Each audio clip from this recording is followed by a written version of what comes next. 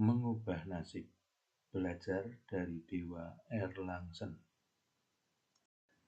Halo teman-teman para toyu sekalian, saudara-saudaraku seperguruan, sama-sama murid di perguruan Tao Tai Sang Menjoyobai. Ya, sudah lama saya kepingin membuat konten yang terinspirasi oleh pelajaran, petunjuk dan perlambang dari kitab suci Dewa Erlangsen. Hari ini bertempat di Kota Medan, tanggal 18 Juni 2024. Saya menetapkan hati untuk menyelesaikan konten ini.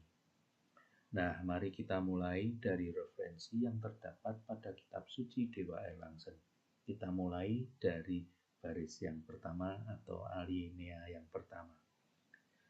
Tao timbul dari arus kejujuran yang agung dan mulia, dari alamiah, asal alamiah, menuntun seluruh manusia ke jalan yang benar di dunia. Sekali lagi ya, saya bacakan, coba teman-teman cermati. Tao timbul dari arus kejujuran yang agung dan mulia, dari alamiah, asal alamiah, menuntun seluruh manusia ke jalan yang benar di dunia. Nah, dari kalimat ini, rangkaian makna yang menarik perhatian saya adalah pada frasa yang saya ringkas, saya perpendek demikian. Tao dan seterusnya menuntun seluruh manusia ke jalan yang benar di dunia. Setuju ya? Boleh ya saya ringkas begitu. Tao menuntun seluruh manusia ke jalan yang benar di dunia. Maka saya pun berpikir, menuntun manusia ke jalan yang benar. Loh, berarti manusia ini pada sedang berjalan di jalan yang salah dong. Sehingga perlu diturunkan Tao untuk menuntun manusia-manusia ini ke jalan yang benar. Jadi bisa jadi seorang manusia itu merasa bahwa ia sedang baik-baik saja. Padahal langkah dan tindak tanduknya sedang menuju ke arah yang salah, melenceng ataupun tersesat. Bisa saja ia tidak sadar bahwa dirinya sedang keliru, ya kan?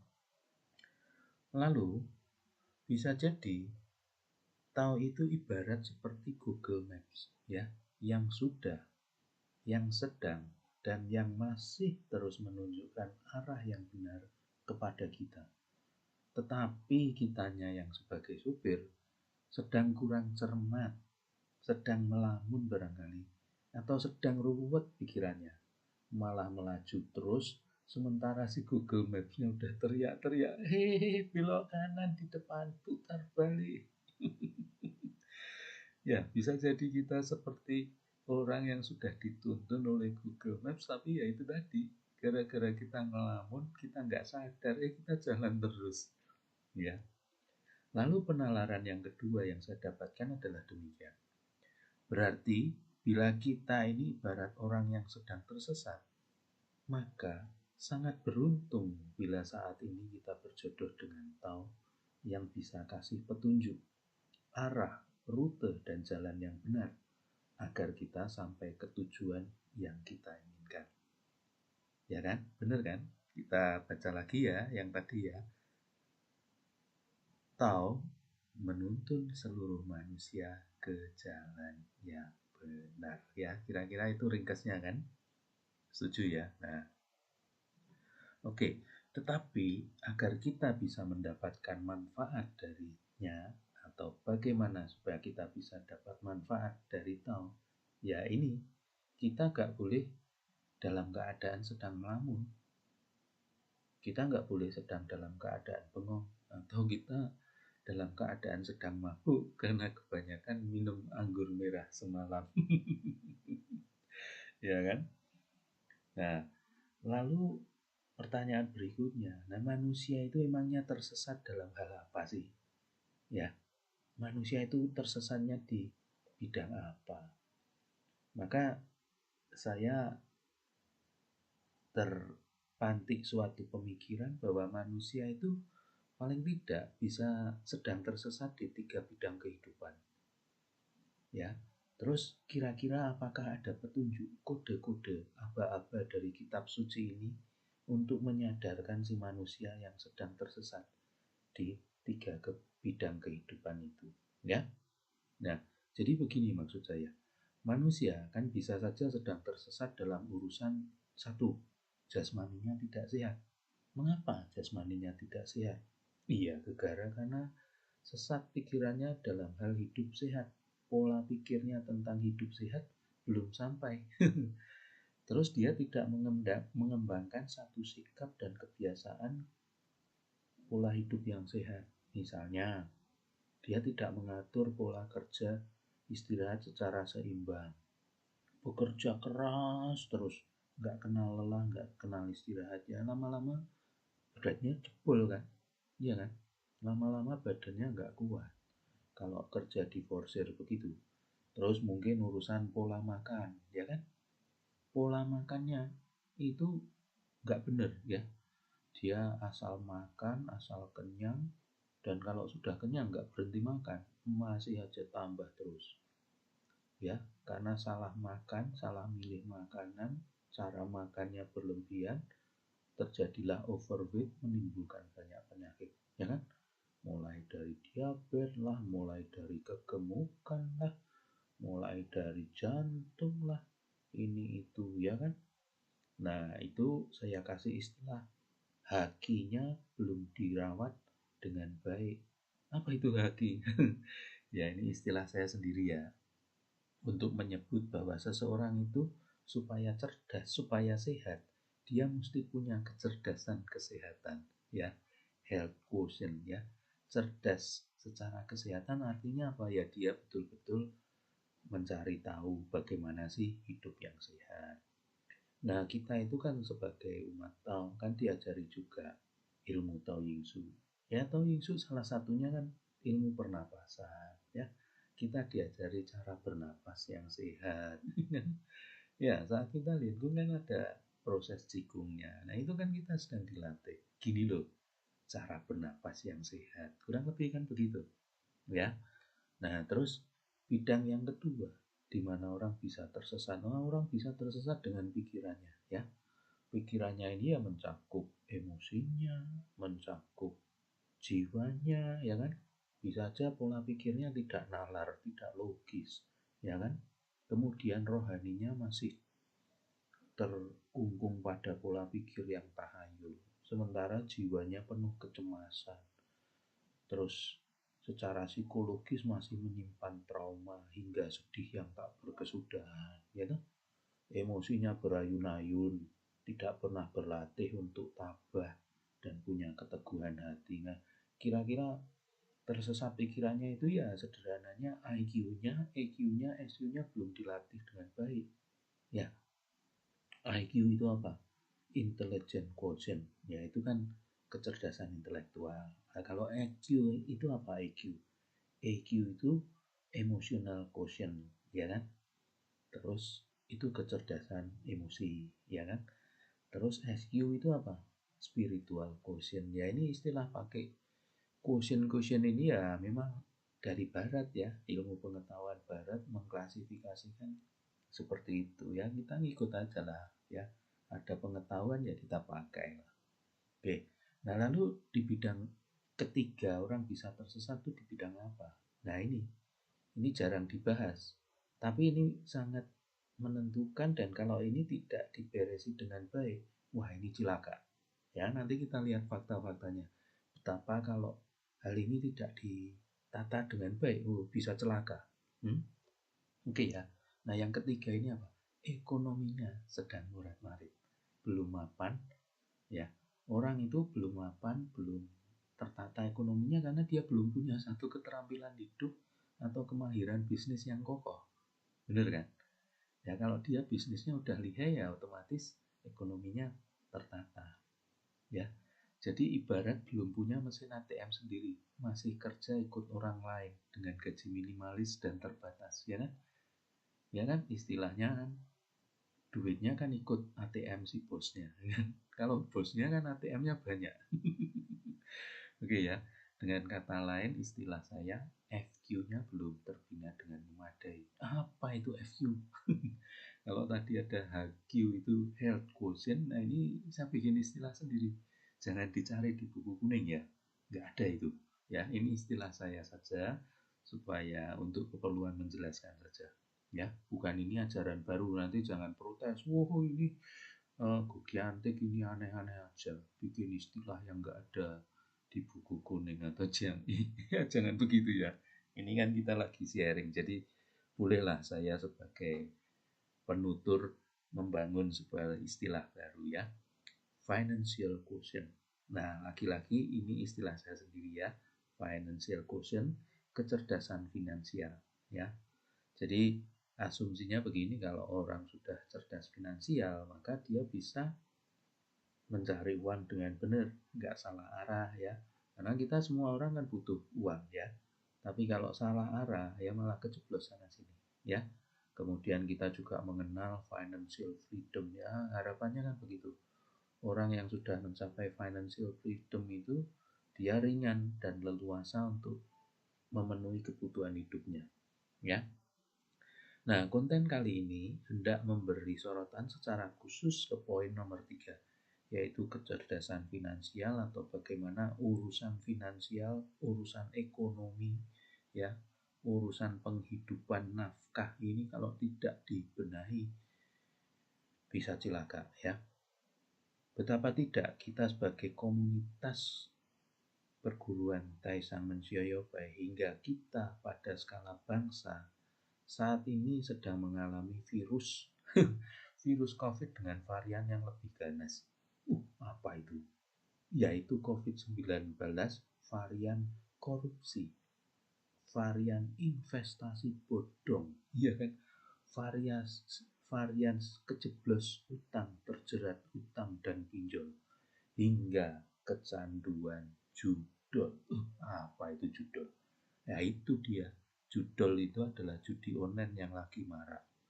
Ya, betapa miris kalau Anda semua ini melihat berita-berita 3 bulan terakhir ini. Kita membaca berita-berita ini. Satu, ya, polisi bakar suami gara-gara judi online di Mojokerto. Ya. Nah ini saya bukan ngarang, ini semua ada sumber beritanya ya. Di tautan yang ada di tampilan layar silakan dicek. Itu beritanya nyata, ada ya. Saya bukan cari-cari. Ya, yang kedua, kecanduan judi online. Oknum TNI di Maros diduga gelapkan uang kesatuan 876 juta. Ya, ini juga ada beritanya. Saya bukan ngarang. Ya, ini sudah fakta kedua betapa virus COVID-19 varian judul ini betul-betul mengerikan. Gitu. Yang tadi sampai hilang nyawa, lah yang ini pakai duit negara. Wah, kan betapa virus ini wow sudah luar biasa. Terus nomor 3, secarik surat wasiat pria G+++ diri usai stres kalah judi slot ya. Kata G titik-titik ya supaya Anda tidak tidak ini merasa tidak nyaman dengan kalimat ini, ganti dengan bintang ya. G titik-titik diri usai stres kalah judi. Anda ngerti maksudnya apa itu? Ini juga kenyataan ya. Kena virus COVID varian judol ya. Betapa kita sudah lihat fakta ya. Virus ini membawa kematian ya. Kemudian 4, jerat utang diduga jadi motif sekeluarga nekat L.T dari apartemen penjaringan. Oke, ya. Jerat utang, entah itu utang karena utang pada rentenir atau utang pinjol ya. Tetapi miris sekali kan, satu keluarga nekat L.T dari apartemen. Ya, betapa menyedihkan ketika kita mendengar berita-berita ini. Dari nyata dan fakta beruntun di atas urusan ekonomi, kalau kita tidak punya kecerdasan dan keterampilan ekonomi yang memadai, tidak punya keterampilan finansial, bukan tidak mungkin kita bisa terseret pada hal-hal tersebut. Namun semoga hal ini tidak sedang melanda umat Tauyu kita sekalian ya. Dan setidaknya konten ini hendak memberikan satu pola pikir, perspektif, cara pandang untuk menata kehidupan ekonomi kita masing-masing di jalan yang benar. Tadi loh, supaya kita tertuntun di jalan yang benar. Ya kan? Kalau enggak nanti ngalami yang runyam-runyam seperti fakta-fakta di atas. Ya. Jadi tidak main-main. Derajat rasa bersalah, keputusasaan, dan ketidakberdayaan membawa energi kesadarannya mencapai titik terendah yang ekstrim hingga mendorong orang-orang tersebut melakukan tindakan nekat, sadis, dan kejam namun mengenaskan dan memilukan hati. Jadi motif dari saya sendiri untuk mengangkat tema ini karena miris kita ya.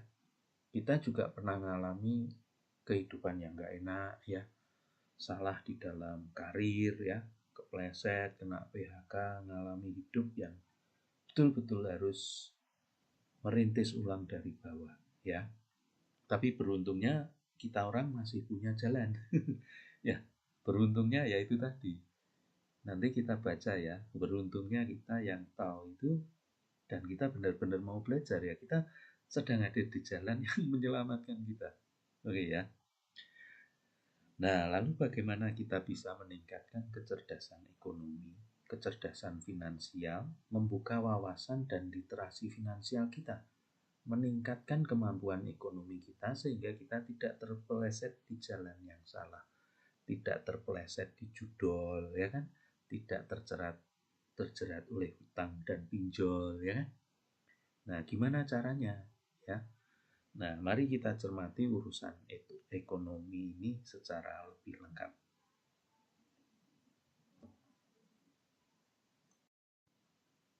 Mari kita cermati urusan ekonomi ini secara lebih lengkap ya. Soal ekonomi ini perlu kita dekati secara runut dan lengkap. Mengapa? Ya agar kita mempunyai satu pola pikir, pola pandang, suatu mindset yang mantap dan teguh. Sehingga tidak terjebak pada 4 varian virus COVID-19 yang ganas yang tadi kita sudah lihat di bagian sebelumnya.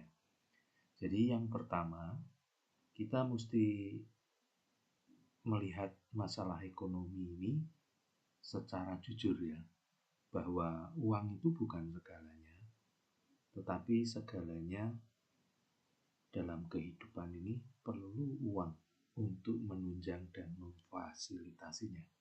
Semenjak kita lahir sampai nanti kita meninggal, itu semua butuh uang ya.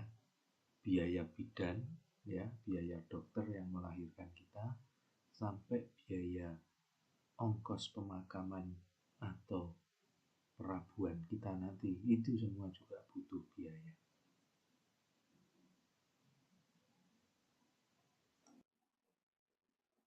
Uang bukan segalanya, tapi segalanya butuh uang ya. Jadi kita semua percaya itu ya, uang bukan segala-galanya dan bukan hal yang mungkin harus jadi prioritas gitu juga. Tidak seperti itu, menjadi satu-satunya yang kita kejar dalam hidup juga bukan seperti itu, tetapi ya memang segalanya butuh uang.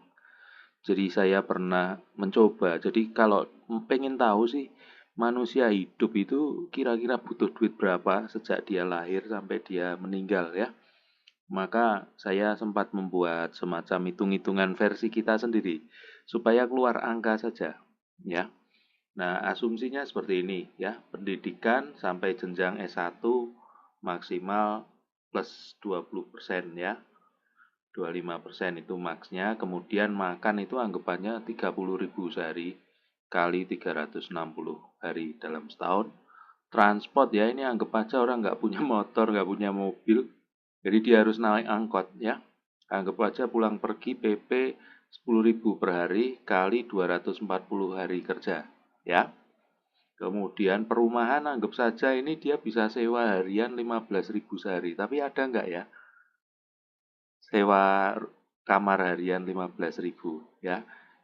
Kemudian BPJS ya, kalau kelas 3 itu 35.000 ya setiap bulan. Nah, kalau kelas 3 itu waktu Mbah bikin ini 150.000 per bulan. Kemudian pakaian kosmetik itu sepertiga dari biaya makan, sosial dan aktualisasi itu seperempat dari makan.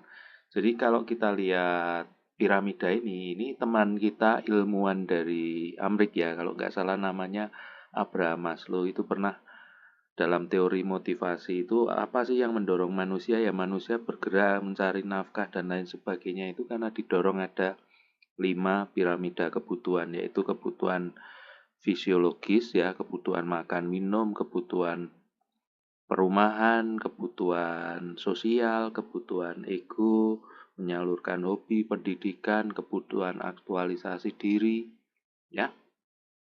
Nah kemudian kalau kita lihat anggap aja kita membagi kehidupan itu sesuai penanggalan apa namanya Tionghoa itu kan Shio itu kan 12 tahun berputar lagi ya kan. Nah anggap aja kita ngitungnya ada per 12. Jadi masa kanak-kanak itu 12 tahun, masa remaja 12 tahun ya. Jadi dari masa kanak-kanak terlahir sampai remaja itu ngabisin 24 tahun ya. Terus nanti pemuda itu tambah 12 tahun sampai 36 itu pemuda, terus mulai dewasa 12 tahun, matang 12 tahun, senior 12 tahun, senja 12 tahun ya. Jadi ada 7 periode kali 12. Total kalau dia umur panjang penuh nggak putus tengah jalan ya 84 tahun. Nah, kita mau hitung coba kalau dari proses awal dia hadir di dunia kan mulai dari persalinan ya. Nah itu cari-cari biaya di internet itu ya kira-kira kalau normal itu minimal 3 juta lah ya. Maksimal kalau sesar itu 15 juta ya. Ini hanya angka simulasi saja supaya angkanya keluar ya. Nah jadi itu nanti biaya persalinan. Terus nanti biaya pendidikan dari masa kanak-kanak sampai nanti dia S1 usia 24 kira-kira. Ya sekurang-kurangnya minimal kalau di total di sebelah kanan itu 280 juta. Setinggi-tingginya 351 juta ya. Itu kalau di sekolah swasta kurang lebih begitu ya. Tapi ini angka simulasi ya, cuman supaya keluar angkanya. Demikian seterusnya biaya makan, biaya transport, biaya perumahan, biaya pakaian, kosmetik ya kan. BPJS mandiri, biaya sosial dan aktualisasi diri gitu kan. Terus termasuk biaya pemakaman ini Mbak sudah hitung ya. Coba aja dibuka di websitenya Grand Haven itu ya. Yang paling murah kan 6 juta ya. Nanti yang paket paling mahal itu 9 juta. Nah ini kalau di total-total semua di sebelah kanan ini ketemu angka minimal 2,4 ya. 2,4 2.400 juta berarti 2 miliar, 4 ya. Dan maksimal 3,2 miliar. Oke ya. Nah, apakah angka ini benar? Ya silakan kalian kalau penasaran mau ngitung sendiri, nanti link dari file ini saya sertakan ya. Jadi bisa kalian uji sendiri ya. Ini angka simulasi. Cuman biar keluar aja angkanya. Nah, ini dia angka segini ini yang bikin pusing kepala ya. Itu kalau per orang. Jadi kalau satu keluarga dia punya 3 orang ya, satu istri, satu anak itu kan biasa tinggal dikali 3 aja ya. Nah untuk mencari uang ini kalau belum ketemu jalannya ya memang mumet ya. Oke, nah semoga ini bisa memberi inspirasi ya. Jadi kita ngomong bukan ngawur, uang bukan segalanya. Tapi dari kamu lahir sampai kamu nanti meninggal semua butuh duit ya untuk membiayai segala prosesnya. Oke, terima kasih. Yang kedua, jangan mencari uang lewat judi ya. Jangan berjudi, jangan tergiur dan terjebak pola cari uang dengan cara berjudi. Mari kita simak ya. Kita coba silakan ya. Anda buka Jiangyi atau buku kuning masing-masing itu. Di versinya Mbah itu di halaman 11 ya. Jadi di situ ada nasihat dari sepuh yang diwariskan ke kita supaya kita jangan berjudi ya. Lewat buku kuning itu, buku Chiang I ya. Itu kan ada tuh di halaman 11 ya. Jadi seperti yang tertulis ini silahkan baca sendiri ya, nggak saya bacakan. Nah, kita ini kan sudah dikasih petuah, dikasih petunjuk dan pedoman jangan berjudi ya. Jalankan saja, jangan berjudi. Ya, karena itu bukan cara cari uang yang benar. Ya, yang benar itu berarti yang on the track. Ya kan? Ingat di pelajaran pertama tadi, kita berjumpa dengan Tao. Karena Tao itu akan menuntun kita ke jalan yang benar. Jadi dengan kata lain, kalau kita berjumpa dengan Tao itu sadar dan mengertilah bahwa kita sedang error. Kalau kita nggak sedang error, kita tidak diperjumpakan dengan Tao. Kita diperjumpakan dengan Tao supaya errornya kita bisa kita perbaiki ya, dengan bimbingan Fufasen, dengan kita belajar sana sini ya, sadar dan mengerti, maka kita bisa kembali on the track ya, sesuai jalurnya, sesuai rutenya. Ada 4 cara selain berjudi untuk cari uang ya. Risiko berjudi tadi sudah dijelaskan, begitu berbahaya ya kan. Nah, dari 4 cara itu juga masing-masing punya kelebihan dan kekurangannya masing-masing. Nah, semoga sampai pada bagian ini Anda semua sudah tercerahkan pikirannya, kecerdasan finansialnya meningkat. Oh, kalau gitu gua mau cari nafkah, ya pilihlah dari 4 kuadran itu. Besar kecilnya tiap orang punya usaha itu kan jatah masing-masing ya. Yang penting kita tahu bahwa dalam ajaran Tao kita juga diajari prinsip Iban Yowo, Iban Yotian, ya kan? Separuh dari kita, separuh dari dewa kan, kurang lebih begitu, ya. Nah, nanti pada bagian selanjutnya kita akan mengupas lagi bagaimana kita bisa memperbaiki nasib kita, ya kan? Berdasarkan apa yang diajarkan atau diperlambangkan dalam kitab suci Dewa Erlangsen. Oke ya.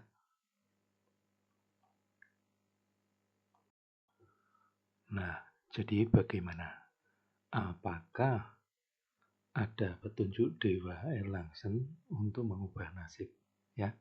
Nah, kalau kita cermat membaca kitab suci Dewa Erlangsen, kita akan menemukan kalimat berikut.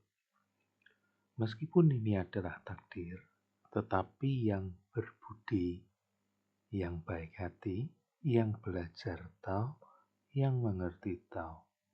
Ketika nasib malang, sialnya dikurangi setengah. Ketika nasib jaya, rezeki ditambah 4 sampai 5 bagian. Ya, jadi dari sini hal yang penting adalah bahwa meskipun ini adalah takdir ya, tetapi yang berbudi, yang baik hati, yang belajar Tao, yang mengerti Tao, ketika nasib malang sialnya dikurangi setengah, nasib jaya rezeki ditambah 4 sampai 5 bagian. Jadi nasib malang maupun nasib jaya kita bisa kita pengaruhi dengan apa? Dengan kita lakukan reparasi, pembenahan diri di ranah kebudian kita, akal budi kita, nurani kita, kesadaran kita, kemudian baik hati ya, kembali di sini rasa kemanusiaan kita, juga itu apa? Kepekaan nurani kita, kemudian siutau ya. Artinya kita ngerti bahwa ketika kita berjodoh dengan Tao, ya kita itu error, makanya kita mesti lakukan perbaikan. Kalaupun kita tidak sedang error, kemungkinan kita sedang tertidur, sehingga semua potensi diri kita tidak bisa tergunakan dengan baik.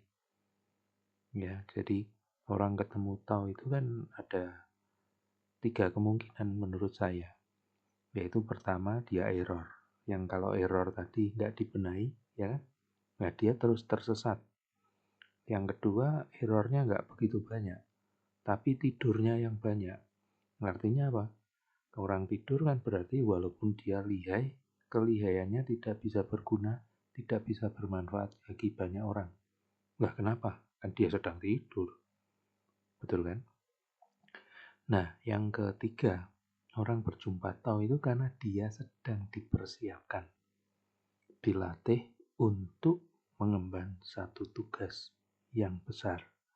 Ya, jadi itu pengertian versi saya sendiri. Mengapa orang diperjumpakan dengan Tao? Selain dari tadi yang di depan adalah supaya ketemu Tao untuk tertuntun ke jalan yang benar. Nah, tertuntunnya itu bisa ada 3 kondisi. Satu, dia errornya dibenahi. Kedua, dia tidurnya dibangunkan supaya bisa bekerja menggunakan semua bakat, potensi, dan kecerdasannya, ya kan? Lalu yang ketiga, sedang dipersiapkan atau di-upgrade kemampuannya untuk mengemban tugas yang jauh lebih besar, berjangkauan lebih luas. Gitu. Nah, tapi syaratnya apa? Maka untuk bisa mengalami perbaikan di budi kita, hati kita, perlu dilakukan langkah awal. Nah, awalnya ini. Cahaya kedewaan menyilaukan mata, menyinari ujung kepala kita. Selanjutnya, ucapan dan perbuatan haruslah benar, sopan hingga tak bersalah. Nah, kita pada frase kalimat yang pertama saja. Cahaya kedewaan menyilaukan mata, menyinari ujung kepala kita. Ketika saya membaca ini, saya pun berdialog dengan dewa ya, dalam hati. Tapi saya ngomong begini artinya bukan terus saya ketemu dewa, terus bercakap-cakap gitu, enggak. Dialog batin saja ya. Saya bertanya, loh kenapa sih yang disinari kok kepala, kok bukan perut, ya kan? Terus dialog yang terjadi begini. Iya, kalau yang disinari perutmu, itu kan hanya membereskan pencernaanmu. Padahal ruwetnya kehidupan manusia kan gara-gara kepalanya, ya. Kepalanya ruwet, belum bisa mikir ya. Contohnya tadi tidak cerdas finansial, ya kan? Ruwet kan di kepalanya kan? Malah kecanduan judol, ya kan? Terjerat pinjol, ya kan? Korupsi, ya kan? Itu kan gara-gara ruwet di kepala, ya.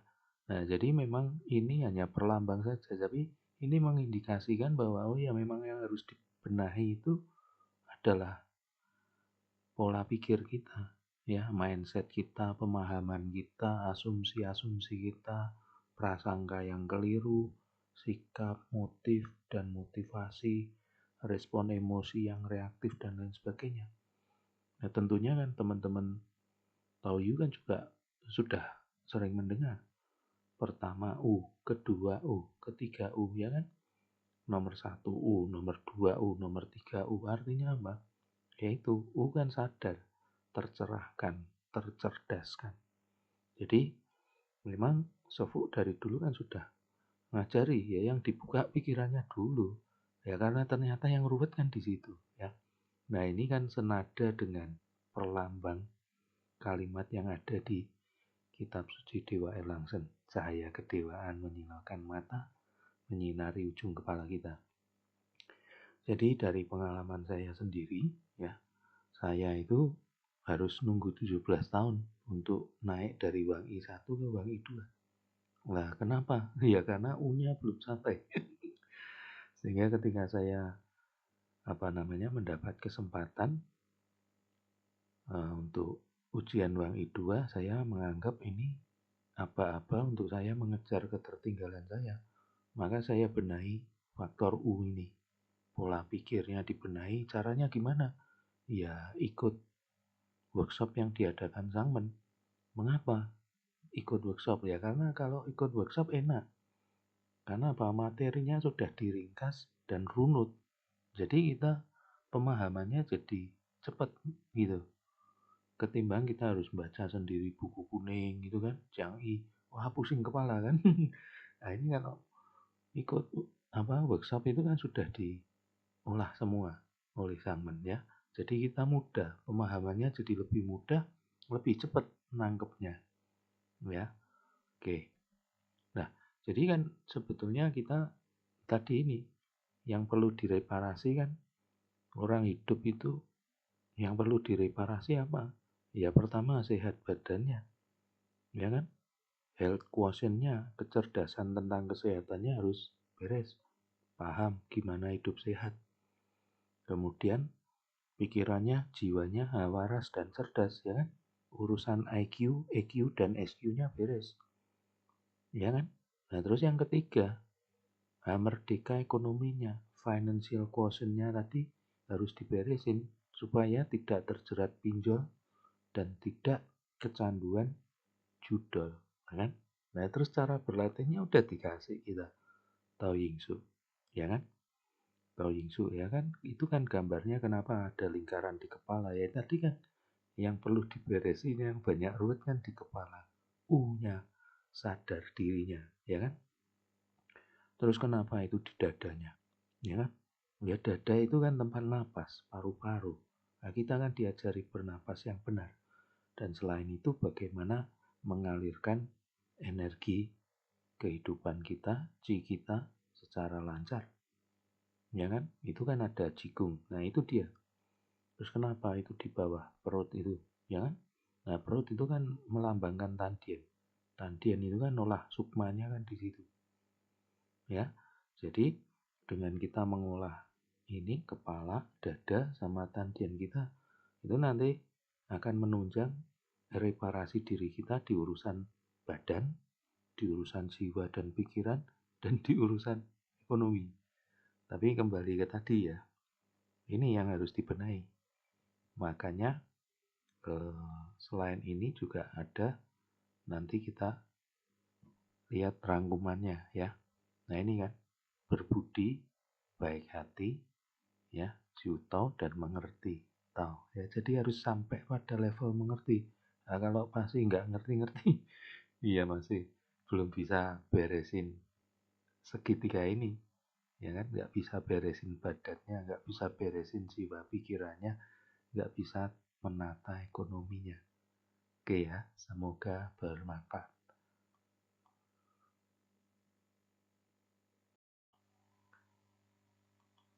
Oke, jadi bagaimana? Apakah petunjuk yang ada di kitab suci Dewa Erlangsen ini benar-benar terjadi, ya kan? Dan bisa diterapkan. Jadi petunjuk bahwa meskipun ini adalah takdir, tetapi yang berbudi, yang baik hati, yang belajar Tao, yang mengerti Tao, ketika nasib malang sialnya dikurangi setengah, ketika nasib jaya rezeki ditambah 4-5 bagian. Jadi saya akan bercerita kisah nyata. Jadi 2 minggu yang lalu ketika saya sedang mikirin usaha saya, ya kan, setelah libur lebaran selesai itu hampir 1,5 bulan itu order masih sepi, ya kan, sementara duit sudah menipis. Itu saya selagi mikir-mikir, aduh ini gimanain ya, diolah gimana lagi gitu kan. Tahu-tahu anak buah saya lapor, Pak ada proyek di Medan, gimana, diterima nggak? Nah akhirnya ya saya bilang ya oke, cek tukang sedang kosong atau tidak. Nah begitu sudah semuanya sudah oke, kita bisa ambil itu proyek. Nah maka berproseslah kita dengan customer tadi. Dalam 2 hari langsung ada putusan dan kami langsung berangkat untuk mengerjakan proyek itu.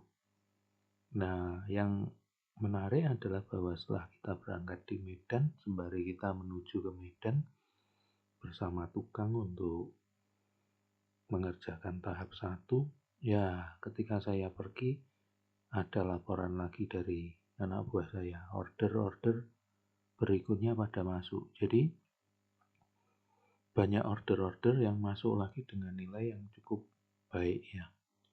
Jadi problem keuangan untuk katakanlah 1-3 bulan ke depan beres lah gitu kan. Ada cash flow yang bisa dipakai untuk muter, kira-kira gitu. Namanya perdagangan yang butuh puteran ya, Asal kita hemat dan semua pengeluaran ditata dengan baik, ya pasti ada sisanya kan, kurang lebih begitu. Nah lalu jadi ini kan, ketika nasib jaya rezeki ditambah 4-5 bagian, nah itu sudah ngalami. Tetapi juga yang ini juga terjadi ketika nasib malang sialnya dikurangi setengah. Jadi pada kunjungan yang kedua ya, kita mengalami itu sementara saya ada di Medan gitu bersama staf saya, pagi-pagi dia lapor, ya kan? Pak, bangun Pak, ada apa? Ya kan? Ruko kita kebobolan. Jadi ruko kita ternyata dibongkar oleh maling, ya kan? Terus apa namanya? Ya ada yang hilang ya, sepeda motor hilang, laptop hilang gitu. Tapi ya masih beruntung, nggak semua habis ya. Selain laptop yang hilang itu kan laptop yang Celeron ya, yang memang teknologinya udah ketinggalan. Motor pun bukan motor baru ya, motor bekas ya. Kemudian yang saya heran adalah anak buah yang ada di sana, ternyata yang tadinya saya pikir anak ini kurang gesit ya, dia bisa mengambil langkah-langkah, lapor polisi, kemudian membetulkan ini, panggil tukang untuk membetulkan pintu yang rusak, kemudian ditambah pengaman ya, dan menjalankan operasional selagi saya ada di Medan. Jadi ya benar, ketika sialnya udah dikurangi setengah ya, banyak hal yang memudahkan saya untuk tetap fokus, tenang mengerjakan proyek yang di Medan gitu, walaupun sedang mengalami ruko yang di Jakarta dibobol maling gitu kan ya. Nah jadi apa yang bisa kita pelajari ya, ini adalah proses bagaimana nasib kita dirubah ya, berubah, pelan-pelan berubah, ditata. Yang namanya keberuntungan maupun kesialan ya itu memang silih berganti datang ya kan. Tetapi kan skalanya yang penting di situ kan. Skalanya jangan berat-berat gitu kan. Kalau yang enak dikasih yang banyak ya nggak apa-apa, tapi yang nggak enak ya dikit-dikit aja lah. Kira-kira kan seperti itu. Jadi sebagai penutup, apa yang kita bisa pelajari dari kitab suci Erlangsen untuk kita bisa mengubah nasib kita? Ya pertama-tama kan petunjuknya itu ya, perbaiki budi ya. Perbaiki budi ya berarti itu perbaiki wilayah Yusin Yangsing kita ya kan. Perbaiki pengertian kita, kita ya. Perbaiki hati kita, jangan pelit bagi ilmu, jangan pelit membagikan pengalaman-pengalaman yang positif ya. Uji uren, juren juicy ya kan. Terus juga kungte, jangan pelit untuk beramal kan, kira-kira begitu. Terus punya prinsip Iban Yowo, Iban Yotian ya kan. Kalau mau mengubah nasib ya kita juga harus turut campur bekerja gitu kan. Kita berusaha ikut mikir, jangan semua mengandalkan dewa gitu kan. Terus Pomikau ya, jadi kita membongkar sendiri pola-pola pikir kita yang penuh prasangka, penuh kecemasan, yang penuh ketahyulan ya. Kita buktikan sendiri gitu loh ya. Terus rendah hati, ramah, humoris, sayang istri, sayang anak, sayang keluarga ya. Kira-kira ketika itu semua dilakukan, maka ya otomatis pelan-pelan nanti nasib kita yang kurang baik akan tertata menjadi lebih baik ya. Semoga konten ini bisa menginspirasi dan bermanfaat buat semua Toyu, saudara-saudaraku perguruan, saudara-saudaraku sesama murid dari perguruan Tao Tai Sangmen Xiao Yo Pai. Terima kasih.